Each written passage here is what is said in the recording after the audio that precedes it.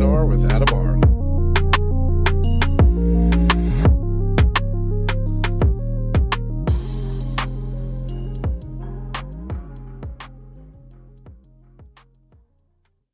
Welcome to 3P&R. I'm your host, Adam R. And joining me for this episode is Archbishop Ronald Feyl Enright. How you doing, Ronald? Pretty good, thank you. And you? Doing well. Thank you for being on. I really appreciate your time. Let's get started with what got you to become an archbishop. What put you on that path? Well, I think it really started through you can say it was a supernatural event that occurred in my life many, many, many years ago.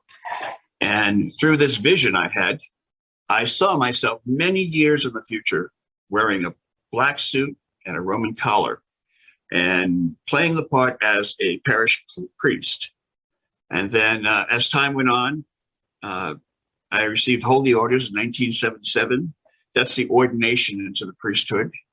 And then I expressed an interest to my jurisdictional bishop. I told him I was interested in exorcisms, the ministry of exorcisms. And he suggested I contact this bishop who became my mentor. And I was on training for about 4 years.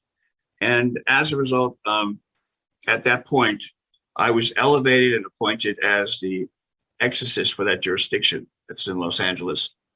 And at that point, I guess the rest is history. Not really, but there's a lot of things I could add. Well, yeah. I'm giving you a synopsis anyway. Yeah. I mean, you've been doing it since 1981, right? No, I've been actually in ministry since 1976. Wow. And then you got involved with becoming an exorcist. So what year did that start? That was in 1982. That's a lot of years of experience. So far, let's get into some of the more interesting cases you worked. Okay. Well, let's see. I guess we're going to keep this PG, correct? Look, no. There's no one here telling me what to say or do. Right? In other words, if you're in this podcast, you say something, you're not going to hear, or you're not going to hear, none of that. So, okay. Well, first, I'd like to tell you that that all of my events took place over a period of 41 years, and I can tell you my very first ritual, which I could remember as it was yesterday. And that was 1979. And I remember it so well because that was the first and only time I actually dedicated on myself because of what I've seen. And this was in a ritual. I was an assistant to a bishop who was an exorcist for many years. And sometimes, you think that you could handle just about anything. And you have the head knowledge as to what you might see and experience. But until you actually experience something that's really supernatural, then it'll hit you as to wow, you'll step back and say, unbelievable. And then, of course, a lot of physical things could take place at that time. All this leaves a very deep impression in your subconscious, and it really alters your whole perception from that point on in regards to the spiritual things that we come in contact with on a daily basis. And so if you like, I can start with the very first exorcism I did. And I'm thinking, there's so many. I'm going to tell you the one that took place about 38 years ago. And this was in Los Angeles. My main ministry has been in downtown Los Angeles in California. The majority of the people that we've helped were transients and indigents that live in the apartment complexes on Skid Row. Most of them are known as hotels. And in Los Angeles and Skid Row, there's at least 200 Skid Row hotels. And, and you have people that check into these hotels, and most of them never check out. This is like their last stop in this world, if you will. A lot of people have not only committed suicide, but there are a lot of crimes, overdose, things of this nature. And these are the people who I believe have some type of demonic oppression going on within themselves in order to bring them to a state where they are willing to do these things and accept all the negative things that we're taught in life that we should try to avoid. And that would be, of course, drug abuse. It would be even homicide. It would be a multitude of things. These interesting buildings are like 13, 14 stories high. These are the hotels in downtown. And many of people have jumped from the roof or from their windows to their death. And as a result, they leave a residual, and that residual stays within the room. And as a result, any of these hotels that you should walk into, you might notice the climate would change just a bit. So much so that that you take a moment and say, wow, what in the heck is this? You'll either feel a thickness in the air, or it's like maybe you just landed on Mars and you're stepping out of your spacecraft for the first time and the air is so thin or heavy. And as a result, there's like a major change that goes on. And you start looking around and wondering, what's going on.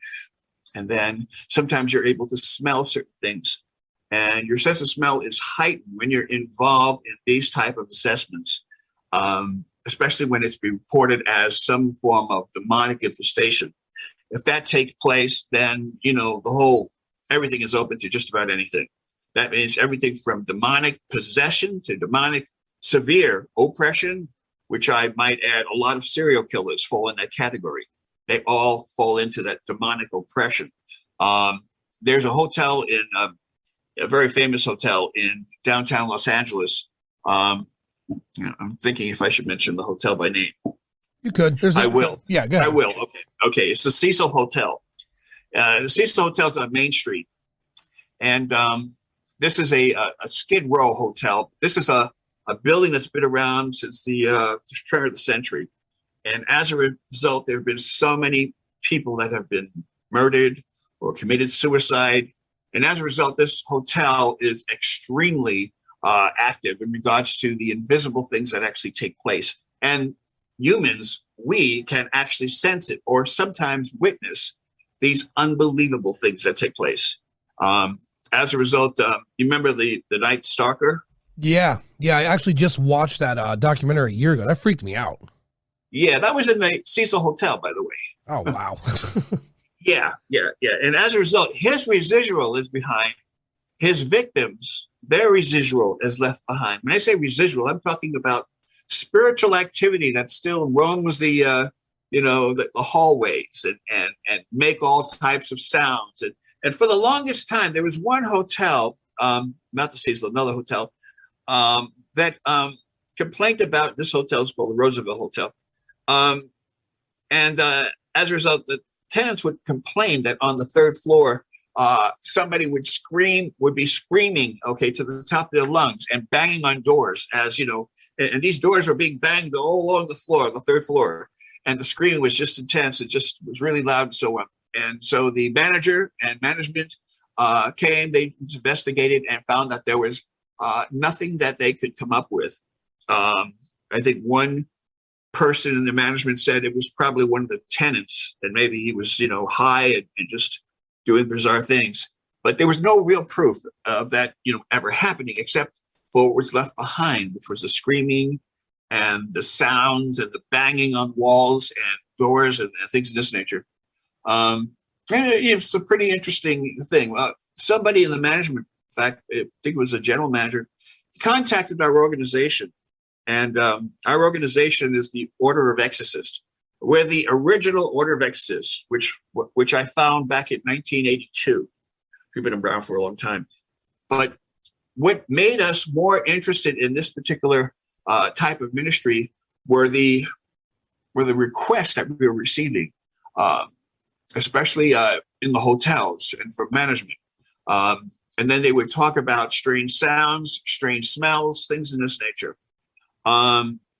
So I remember one case where I went into one of these hotels, and they were complaining about the banging and shouting along the hallways, especially at night. And so I arrived with my team, and I always have a team with me because each of us have a very important role to actually engage with, especially when we start collaborating we all have to be on our toes. The person who's taken charge and who's been delegated as the cameraman, he is recording everything from the outside to the inside, the hallways, the doors, the cracks in the ceilings. He just records everything. And the second person we have is the lead investigator, who would probably handle the questionnaire. We have a questionnaire that when we are confronted with the victim and the victim tells us, their story, then we have a series of questions. We do this in a very analytical way because we concentrate not only on the mental changes, the physical changes, and also the outward manifestations that take place. And so we go down the questionnaire, we go down each question, and as we do, we find out more and more about the individual. Understand that not everyone that says that they have a demonic issue or they're possessed truly are, because this is something that's very rare. But demonic activity does take place, and we have to verify everything before we do our thing. I don't know if I'm being as descriptive as I should be, but I can tell you that people had the smell, the odor was coming from the third floor. And as a result, when we walked in, I recognized it almost immediately. It's the smell of someone who's died. And there's I don't know if any of your listeners can relate to that, but anyone who passes on and who's left 24 hours later, there's a terrible stench. And so as soon as I walked in, there was this stench. I recognized it almost immediately. And then I started to inspect the first floor, second floor, and third floor, and fourth floor. And we're just basically looking for a clue as to why these, where these smells have come from. There's a cause and effect in everything that we do in life.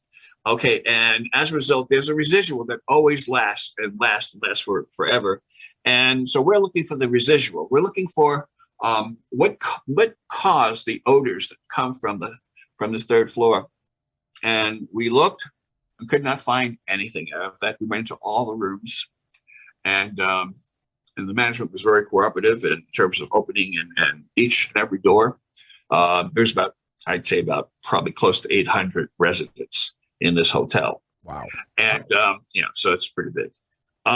So we did the third floor. We completely examined everything. Couldn't find anything in regards to where the odors were coming from.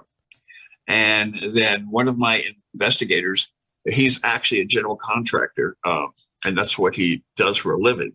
And he volunteers his time to be one of our assessors. Anyway, he made a suggestion that we look up in it's not called an attic. It's the room above the structure of each hotel. I guess maybe that was the attic.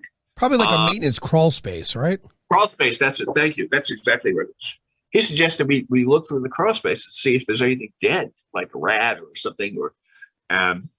So the manager, told us that we had to come back 24 hours because he had to make sure that everything was okay and he'd have the proper permission and allow us to do this. So we did.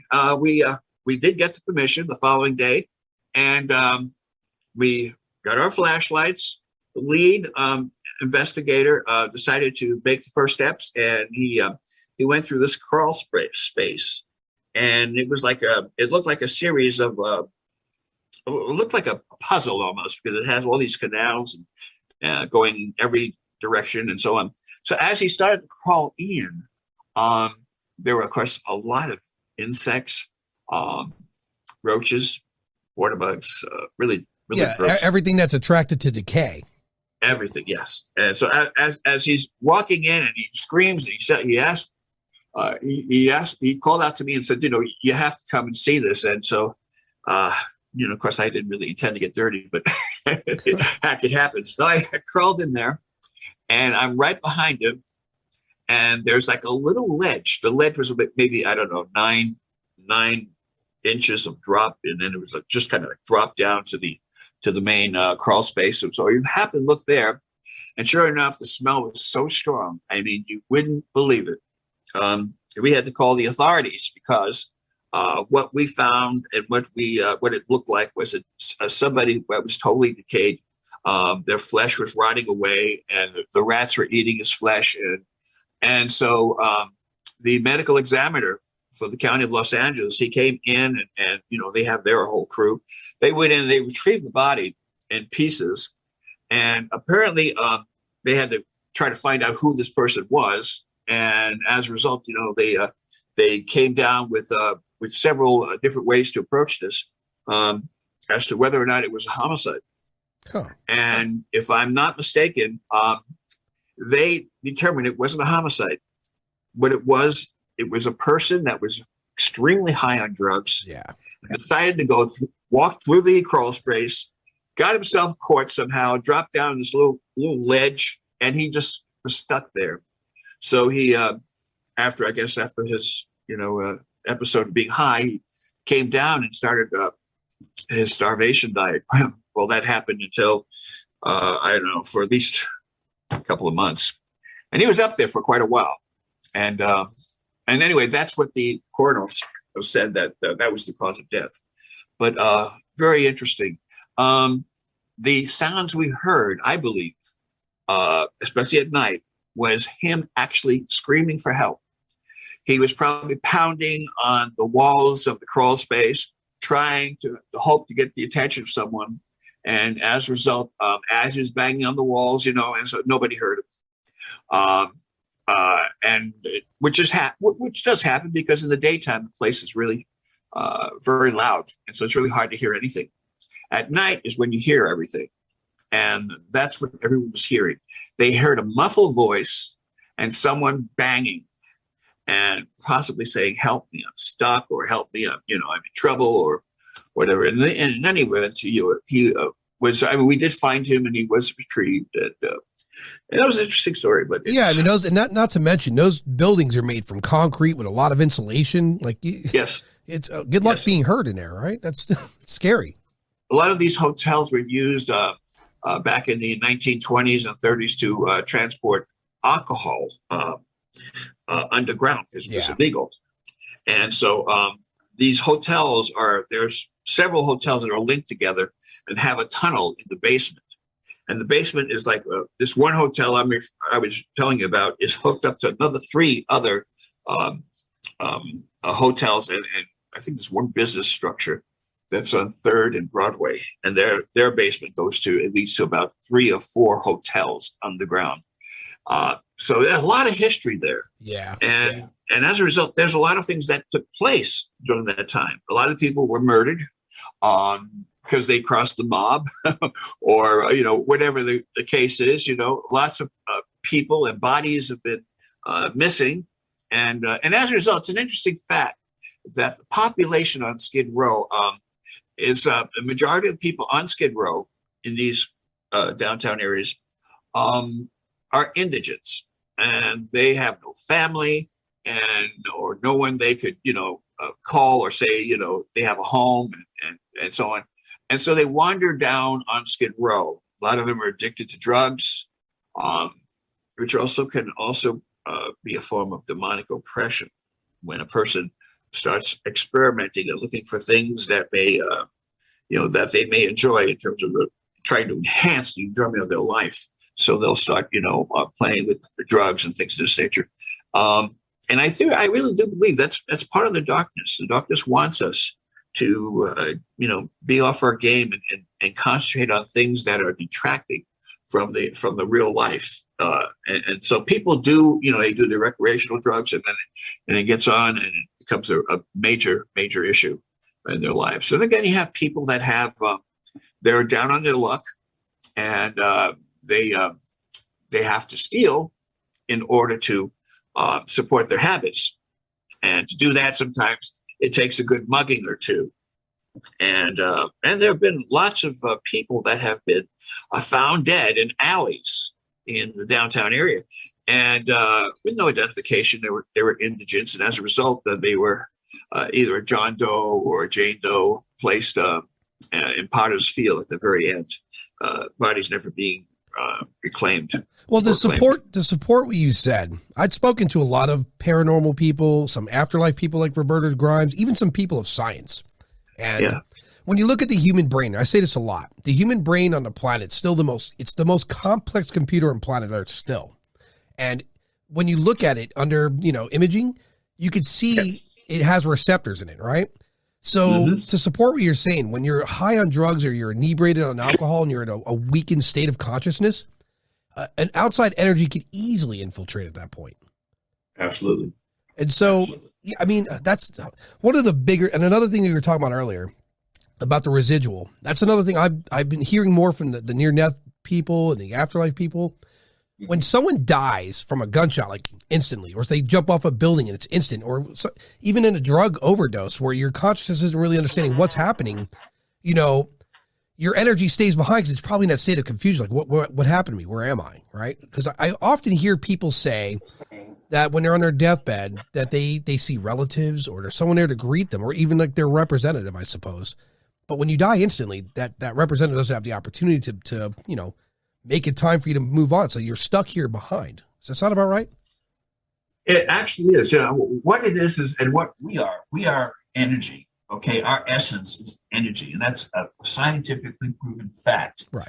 Each of us are a ball of energy, and that's how we exist in this body that we call a shell. And so that's how we exist. When something very traumatic happens to us, it's my belief that person is thrown into a state of chaos, has no idea what the heck happened, because he's been pushed out of his body. And so as a result, there's a residual that's left behind, not only on this side of the plane, but also with the body. There's a slight an energy residual that's left behind. Yeah. And I don't, by the way, I don't come from any kind of experience at all, or science as well. It's more theory, but if, like you're saying, and I support that too, because I think our consciousness and I think our soul are the same thing. It's like you said, it's energy. And so when people describe entities touching them, and it's, whether it be a pleasant touch or a non-pleasant touch, it's going to feel the same. It's going to be bad because they have to manipulate energy to touch you. That's right. That's the truth. I have to share this real quick story with you. Sure. Ron, you might want to move slightly closer to your mic a little bit. Oh, okay. How's this? Much better. Okay. This happened many years ago. This is once again a Skid Row hotel, and I'm in there. The case was demonic possession. I have a team of investigators. They do the first contact interview, and then they perform an assessment based on what they see, what evidence they collect, and things of this nature. And then once they have all this information, they send it to me. And then I look and review. I review the video. I review the interview, the questionnaire that we have them answer. I review everything. See, and I'm looking for like outside manifestations that are taking place in and within the individual. And then after that, we request that each person that request our services, they have to do two things. They have to, number one, give us some documentation stating that it's a psychic evaluation that was done by a psychiatrist. Number two, they have to have a physical examination. And the reason why we insist on this is because the symptoms of demonic possession, they can mimic very close to other things that would fall into the psychosis of the individual. And so if that be the case, we have to really know exactly what we're dealing with. So after I have the assessment reports, I give them to our psychiatrists. We have 3 doctors who are psychiatrists, and they are medical doctors, and they look at that psychological form and report. And so they look at it, and if they see anything that's outside the norms, or they have a very strong opinion about what they're reading, then they refer me and give me the information I need so I can make a decision as to whether or not we're dealing with the real, genuine thing. And this whole process sometimes takes anywhere from a month to 6 months. That's just in the investigation process. The reason being is we're relying on other outside agencies to actually provide us with the documents that we need, the psych evaluation and the physical examination. And sometimes these doctors, it's on their time, and so what they'll do is they'll send it to us, when they have a chance. It's not a priority for them. So as I said, just the initial assessment can take anywhere from a month to 6 months. That's the simple way to put it, but it has to be done. Everything has to be done by the steps. And it is my belief of getting back to the energy of life. I believe that we have a signature, a unique expression, and in that expression has our soul, our spirits, and our personalities, and all the other things that go with it. That makes us so unique from one another. And so when we leave this plane of existence, I really do believe that we leave a residual behind. And sometimes, depending as to how the person passed on, if it was like something like murder or suicide or something like that, or something unexpected, like a car, head-on collision with a car or something, they're in a state of limbo. That is, they have the ability to look at their own body and literally float over their body, and they can actually see everything that's happening within the room. And in that time, understand that their mindset is in a complete chaos situation. They can't explain as to what's actually going on. Yet I also believe that there are people that have passed on that have no idea that they've passed. They think they're still alive. And as a result, they find it quite strange that they can roam around and try to talk to someone, get their attention, and they're being totally ignored, which is pretty interesting. Which I imagine would cause them to be a little bit more ambitious in their approach, right? That's exactly right. There's a thing called a poltergeist effect, Yeah. If there's a poltergeist effect, and it's a German translation meaning noisy ghost. Okay, if the ghost or the spirit is actually causing things to move, throwing things, trying to get the attention of the living, you're gonna hear what's going on, even though it's the action is being generated from another realm of existence, and it's like it could be parallel to our existence, but as a result, they're able to interact with certain people, especially those who are. Consider this. Let's say one's trying to get attention of someone, and then you give it attention and notices it. It's going to attach to you. That's right. That's right. Another interesting thing to note, too, is that every bit of information that you hear and see flashes into your brain, and as a result, it leaves a physical mark on the cortex of the brain. So when they do an autopsy and they pull the brain out, they'll see all these creases and wrinkles and so on. Those are the impressions of memories that individual was able to take in while they were living.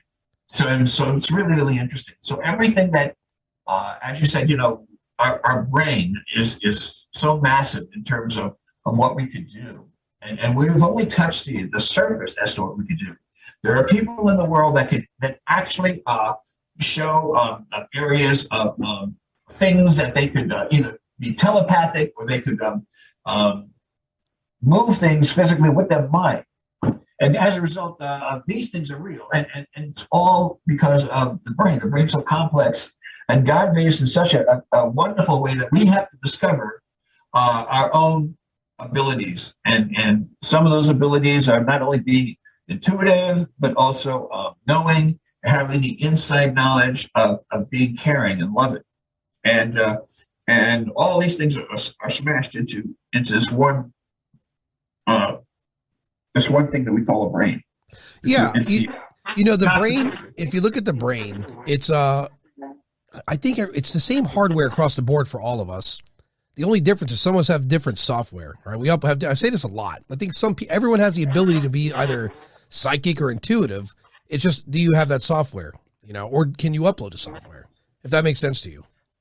Yeah.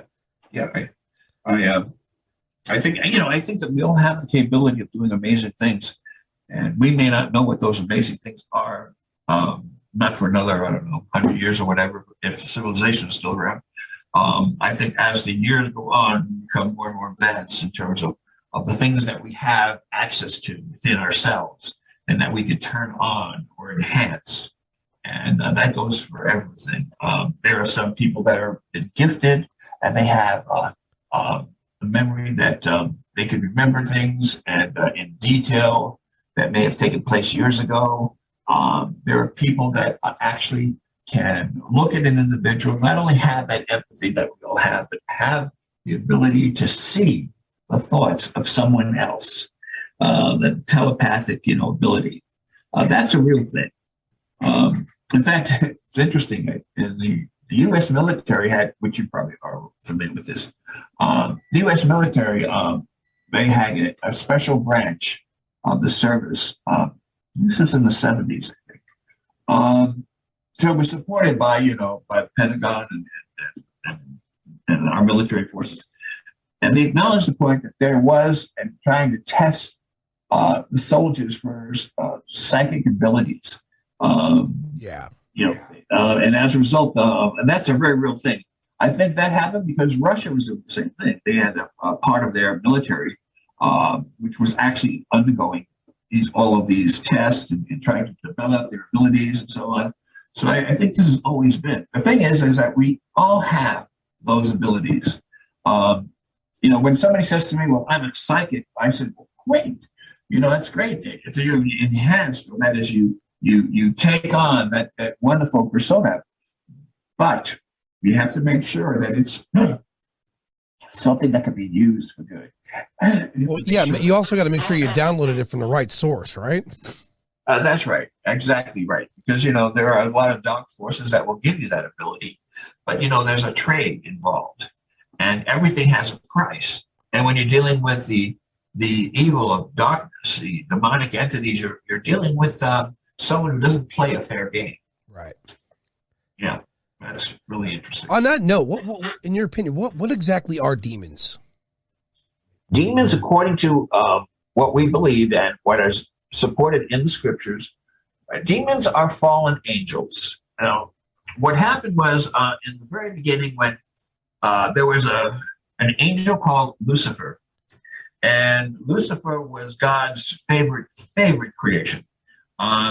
God would look upon Lucifer, and he just saw the absolute perfect being in this, and being is a loose term I'm using, in the spirit. Okay, and as a result, God just loved this one Lucifer character.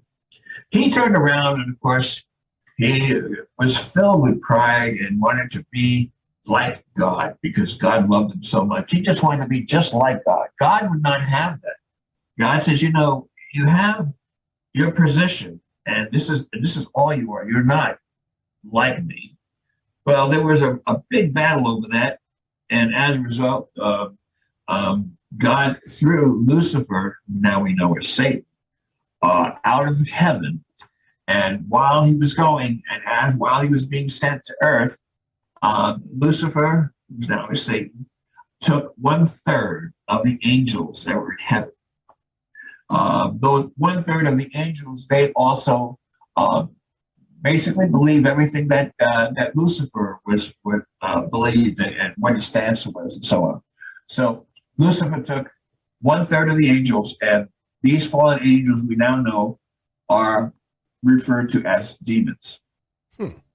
So the big question, right? I'm sure you get it a lot.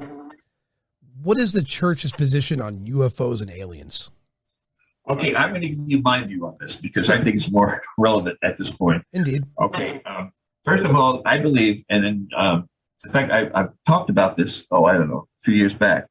I did a paper on this when I actually lined up. I had a paper with about 40 different individual actions that were taken and that can be seen and witnessed when a person has a demonic possession. And then I did some research online in regards to what takes place when a person claims to be abducted and all the other ratifications with that. And I made a list of all those things. And then I started comparing the two. And you would not believe how close, in fact, I'd say about maybe 90% of everything that happens to a person who is abducted by a UFO or some kind of alien happening going on in their life, they are like so close to what happens to a person who's possessed by a demonic entity. Okay, now I have two theories. Okay, now my first hypothesis is this. When a person sees a shadow person, a dark figure, or something flying in the air, okay, can't be explained, but it's filmed and captured. In fact, as you know, the military has a recent video in regards to a real UFO, a real something from another worldly, plane. Right. And so my hypothesis is this, is that those things that you see that we identify as unidentified flying objects, they are probably a time machine. And they are people who are from our race that are in the future. And they decided to come back in time to study our present, which is their history. And maybe they want to be instrumental in forming our history, so we won't kill ourselves or something. It's a really interesting thing to think about. So I think the UFOs you see and all the abductions and so on, those can actually be done by time travelers who take people in to study them.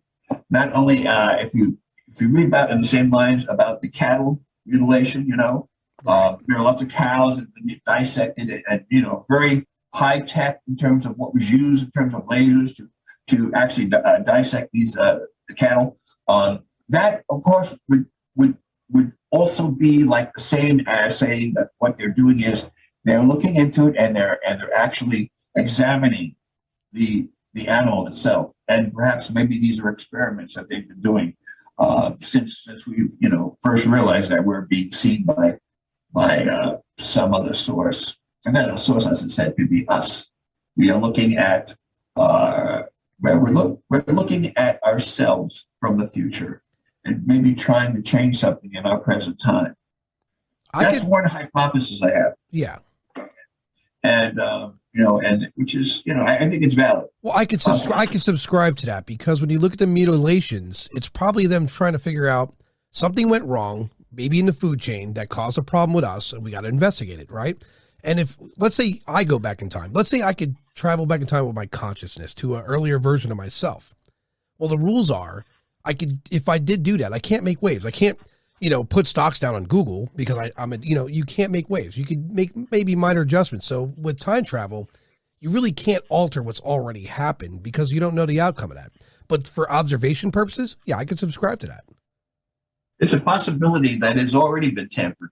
Maybe this person that we know as Hitler, maybe he would have never came into existence, but some time traveler did something somewhere, and as a result, there was some kind of a effect that actually took place and changed history. And so our history is what we now know as to what happened in Germany and other things. Maybe something did, or someone from the future did alter something. We have no idea, and we never will know, actually. Well, not in our lifetime, anyway. Yeah. Well, maybe when we pass, and then of course everything will become known to us, and we'll say, "Hey, that's exactly right," or "That's exactly what I said." Yeah, because listen, as a kid, for me, I was told about heaven and hell, and the one thing pitched to me as a kid was the Tower of Babel, right? How they struck it down, and God changes by nation and language, etc. And then we have NASA. So what I realized is that heaven and hell potentially they're different, like you were saying, planes of existence, right? Right. I view God, or as the many religions as I've read about, and I've read about a lot of them, it seems to be that God's an architect. Because if you look at the universe, not just our solar system, not just our galaxy, but other galaxies, it seems mechanical, engineered, right? Like our moon and our planet, and its distance from our moon and the size of the moon and what it does for our tidal waves and our harvests, that's by design, easily by design. So it looks like an architect had a hand in that. Absolutely. Everything has a proper proportion. Everything has been, even down to our DNA. Okay. Think about the complexity of who we are, the way we think, the way we perceive life to be as we experiment and go off into our own thing. I think, and I believe, this is my second hypothesis, is that we are the only ones in the universe. I believe that everything we see in regards to UFOs and things of that nature could be demonic, could be maybe Satan's way of distracting us so we could get our attention off and not on the real things that matter in life. So as a result, it could be a complete diversion. Okay, the UFOs and everything, those things could actually be seen. Maybe it's a diversion. Okay, Satan has that power. He can do that. He can make things materialize things, and we could witness these things as long as it's in the area of deception. And so this is my second hypothesis, which also would account for all the planets in the solar system, how they're perfectly balanced, and how they seem to be around our planet, the third rock of the sun. And as a result, the everything that we see, the light and darkness, the weather, it's perfect. The oxygen we breathe, everything is perfect. It's ideal. And it was all designed for us, not mentioning who we are. We are designed so complex. There's billions and billions of brain cells that we will never have access to, but yet it exists. And when we're ready in time, perhaps we will be able to explore out and go into those other areas. So it's quite interesting. Indeed.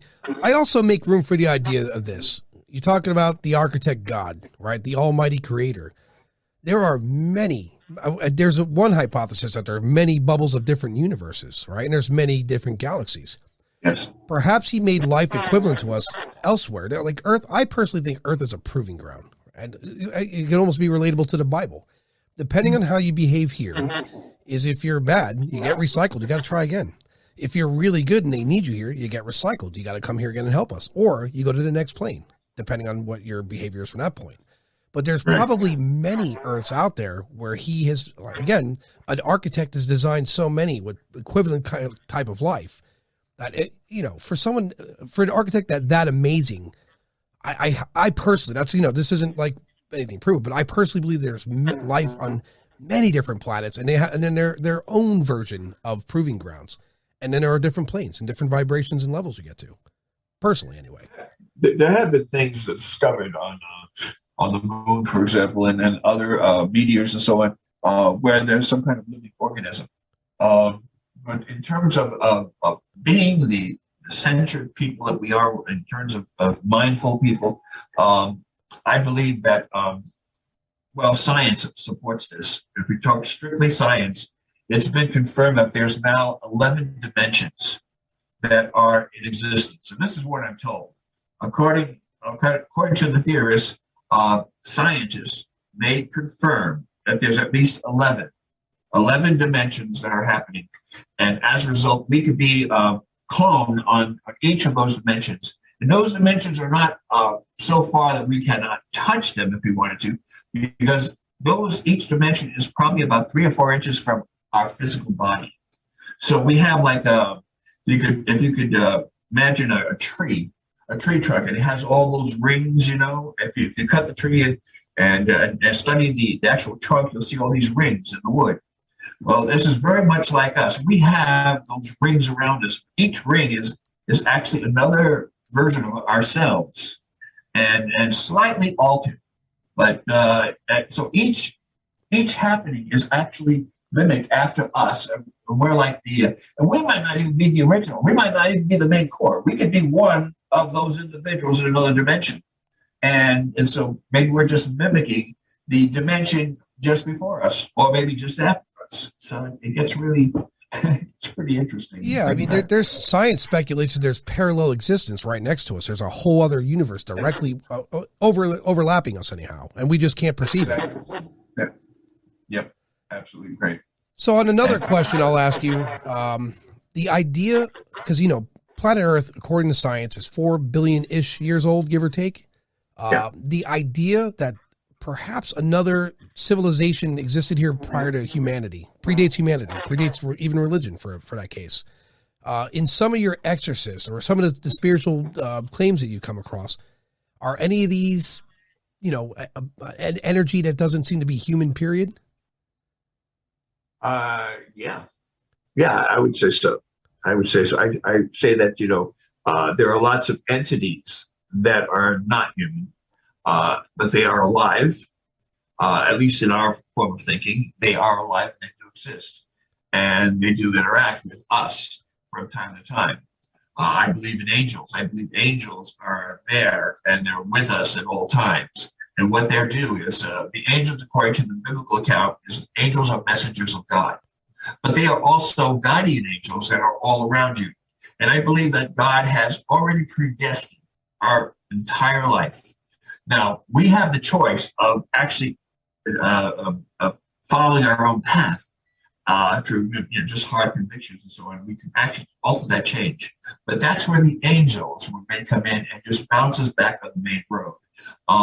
There are things that happen in our life where we just, it was a close call, we almost died as a result of being electrocuted or falling in front of a car or some kind of thing that could have destroyed us. But at the same token, understand that if it's not within God's plan, if that's not been predestined, and somebody hits you with a car and you're like maybe in a state where you're going to exit this world, if that's not in the plan, God will send an angel, and that angel will assist that person, help them in such a way, and persuade them to go the other direction, so they can remain on their path, on their journey. I don't know if that makes any sense, but no, I get it. Real quick to kind of add to that, in the field and a lot of years of exorcisms or the study thereof, have you encountered an entity that does not respond to your method of removal? Yes. In that case, what happens? They just stay and they remain. They're part of the setting. They're part of where you're at, and there's nothing you can do about it. They're not evil, but they are maybe human souls that have been caught between here and there. And as a result, they're just hovering around. They may not communicate with you, or they may. I mean, I have been in situations, and again, I have to go back to all the investigations I've done in these hotels, where I actually witnessed transparent images of people in the hallway, all around the room, just standing and kind of like, watching, doing the thing. I remember one one spirit I happened to look at, and it was a nurse. And this nurse was, looks like she was from the maybe 1920s, 1930s. She had a candy striped suit on, and, the little bib and everything and the big hat. She was looking in a file cabinet. I actually saw the file cabinet she was looking into. And I will never forget that. And that's totally amazing. Anyway, she went on to do her thing, whatever she was doing at that time. And she had she was not aware that I could see her or anyone else can. And so as a result, I saw that. I also saw another image, just as in the same hotel. I was looking at a television and it was turned off. But I looked at the television and I glimpsed into what looked like a hospital room. And there was a guy he was just about ready to pass on, and he had his whole family around him. And I'm watching this like it was a movie, but actually it was on TV, and the TV was turned off, and it was actually something that was supernatural. And there's a term that's used in the parapsychology field, which is remote viewing. Yes. Remote viewing is, do you know? I'd spoken to a couple of people, Tony Civielli being one. Yeah. Yeah, it's possible that what I was actually witnessing was some form of remote viewing. And that would explain a lot of things why I couldn't interact with these individuals, these entities. Yeah. That's a good theory. I didn't think of that. Like, you can see their energy, but you can't reply. They can't reply to you. Right. Exactly. Huh. I never considered that. Yeah, it's something to think about. We live in a wonderful existence now, because we could actually see some of the things that our ancestors may have totally took for granted, or they were totally oblivious to. There are so many miracles that are happening all around us, and sometimes we see people, we see the things, we see the animals, and they're all like fantastic. I mean, it's like this is the best time to be alive, because now we could actually see these things that our ancestors took for granted, and I think it's just wonderful. It's exciting. In fact, just talking about it, I'm just getting all excited. Yeah, I mean, I'm an old guy. Okay, I'm over a half a century old. I mean, I'm going to be 70 years old next year. I'll be 70 years old. That's an old guy. Well, you're in great shape. I'll tell you that much. I hope I look like you at 70. But I could remember the things when there was no such thing as the internet. When TVs were black and white, there was no such thing as color TVs. Right. I could remember when there were no cell phones and nothing, not even pages were around. And yet I remember all this back then. I guess it makes it pretty ancient. Yes. Or packed full of wisdom, you know? So I'm definitely going to be having you on again, because now I have to have a whole new list of questions. You've made me think a little bit. So before we close, though, I want to ask you about this. Eventually, like someone like Elon Musk and some of these other companies are going to put a chip in your brain, which is eventually going to allow the subconscious and the conscious to act, simultaneously, allowing it, which I think is going to bridge the gap between what we call paranormal and the average normal. I think we're going to be able to see and interpret a lot more once that happens. What are your thoughts on that? I think a new term is going to come up. Okay.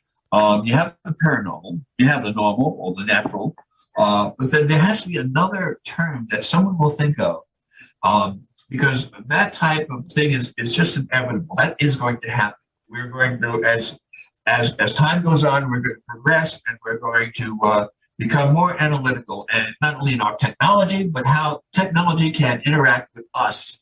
And as a result, I watched something the other day on television. It was called, he stated that we are cyborgs. Okay. In fact, it was Musk. It was Elon Musk. He says, we are already cyborgs, he says, we have our instruments, we have a cell phone on us, it's mechanic, it always stays with us, we can communicate, we have our computers, we have, all these other things. And so in essence, everything that's tied into us, that's mechanic, that is actually physically something that has nothing to do with our very being, but yet we're connected.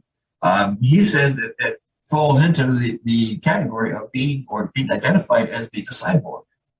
And I did read some of the studies and some of the things that he had said recently about implanting a chip in the brain. And this way you'd have internet access without an actual screen. You could just see something and just shift your eyes and in your own internet. Yep. And then anything that you want to bring up, you can bring up, based on this chip, would enhance anything you want. And that's maybe I'm old-fashioned, but to me that sounds a little scary. I mean, I agree, because at some point you're going to want an upgrade. Like, I need some new eyes. I want to be able to see better, right? We're going to get to a point where we're going to be immortal, because eventually, I think we're going to figure out how to upload and download consciousness. There's companies out there that are working on that currently, to upload and download your conscious. I don't think it's going to be your soul / your conscious exactly, more of a duplicate.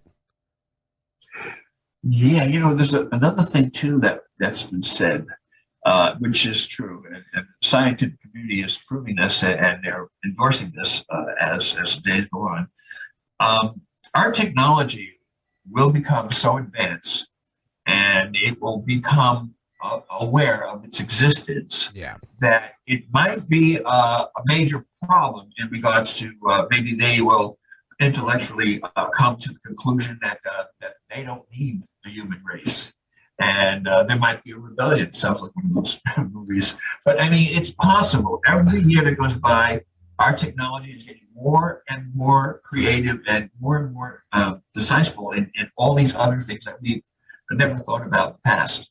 And so, I mean, who knows? Maybe it's a StarNet all over. Maybe it's a real StarNet that's going to take place. Skynet, yeah. Listen, those people that make those movies, they're geniuses. Because if you think about it, yes, everything they played with in movies in the past have come to fruition today.